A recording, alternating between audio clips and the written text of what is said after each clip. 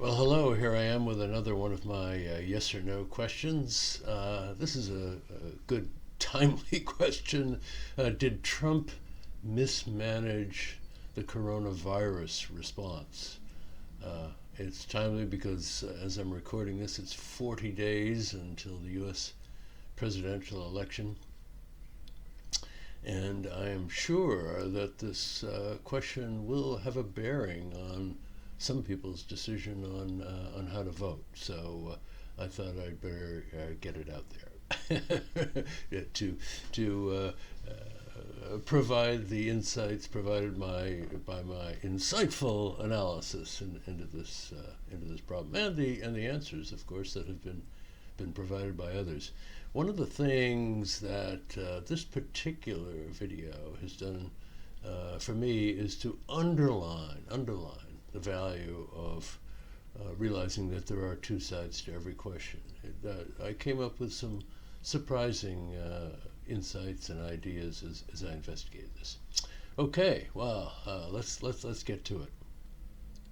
First of all, there are those, I would suspect, in the majority, at least the majority of the people I know, who would say, yes, he did mismanage it. Of course, there is this whole question about how, from the start, he downplayed, ignored, tried to make the problem go away really with rhetoric and bluster.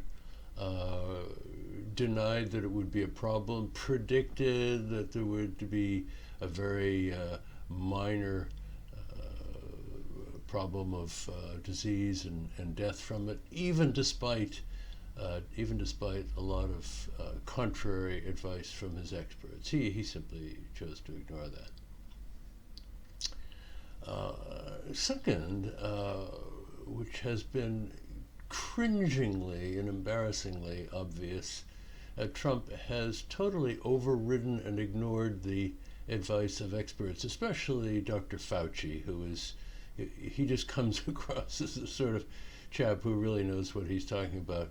And for Trump simply to ignore what his advice is shows you the arrogance of the man and also what an unwise manager and leader he is. For someone who, of course, is not an expert in the field, of course, you don't necessarily always have to accept the information and advice of experts, but to just completely, studiously ignore it in the face of totally contrary information is really a letdown and really unconscionable. Next, Trump has repeatedly chosen to ignore the advice everywhere in the world of experts on how to avoid the spread of this disease. He declined wearing a face mask. He certainly showed no interest in social distancing. In private, he probably did, but spoke at rallies where people weren't wearing face masks, where they're all crowded together. And of course, what happened is a lot of people at these rallies actually contracted the coronavirus. And in fact, the rallies, under the circumstances as the coronavirus gathered speed, were far less well attended than he had expected them to be. I recall one picture of him stepping back out of the helicopter on the White House lawn after one such rally, looking kind of, for Donald, quite downtrodden and dejected. He didn't want anybody else to see that, of course. Next, and really similar to the way in which the coronavirus problem was managed here in the UK, he waited far too long before doing anything at all about it. And a part of that, of course, was his insistence that the problem wasn't great and would go away, and therefore he didn't have to do anything about it. But it really gathered steam largely because of that. Those countries that have done very well got on the case really fast.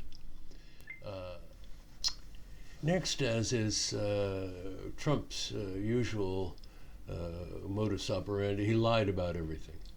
He lied about whether he had been advised about the seriousness about it. He lied about whether the evidence indicated that it would become a problem. He lied about whether other countries were doing better or worse. Let us not forget that the Washington Post, which is the leading newspaper in the nation's capital, has, from the beginning of his presidency, kept track of his lies, and I think last time I checked it was over 20,000. So we are dealing here with someone for whom lying comes naturally, and what better opportunity for them than when dealing with a situation that he just wishes would go away, really. And then finally, his unparalleled arrogance at awarding himself the highest possible marks for his handling of the situation. He has repeatedly been asked how he's doing, and he said A+, 10 out of 10, and so forth. I mean, what kind of person really would do that? I don't think personally I know anybody who would be that oblivious to the facts and that narcissistic, really. So the case for Trump's having mishandled the coronavirus is high indeed. Well, what about those people that say, well, no, he hasn't really? What are some of their answers?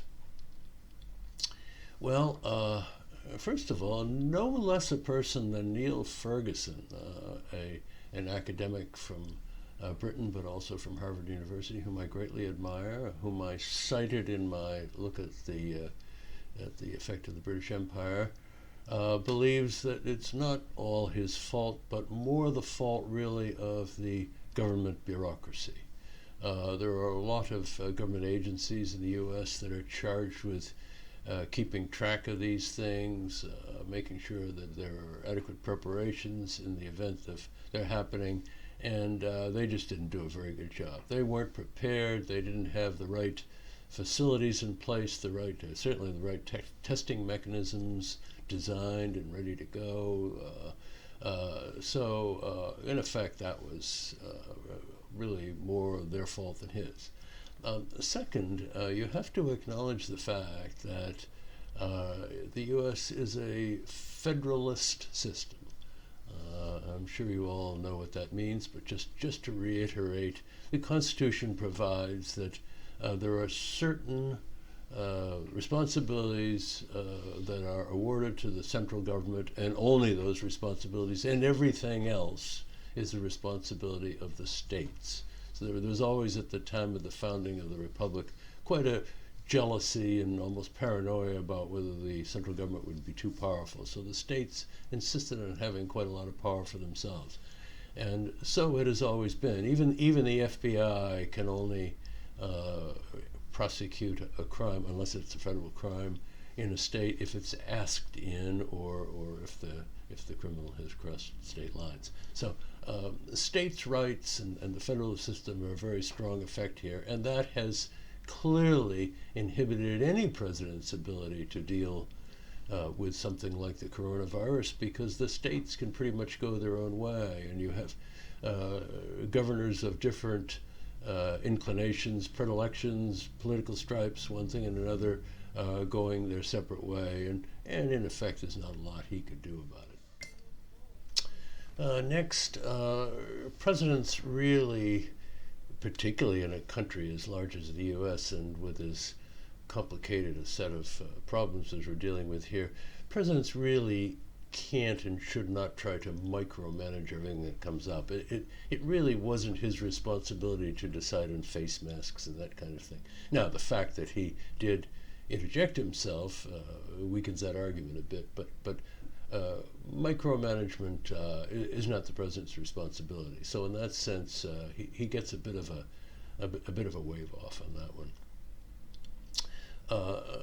Next, the United States is an extremely mobile place. People are moving around all the time within the nation and actually in and out of the country, probably to a far greater degree than most other large countries. People are always on the move, and that obviously leads to a spread of the virus.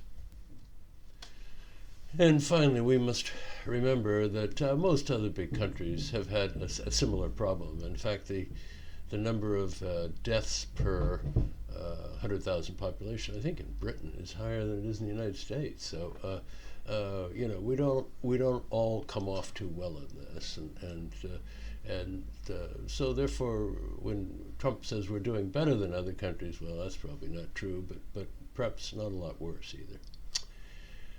Okay, well, there's some arguments for why he hasn't mismanaged the coronavirus. A bit of a stretch, I admit, but those arguments are worth listening to. Okay, what's my take?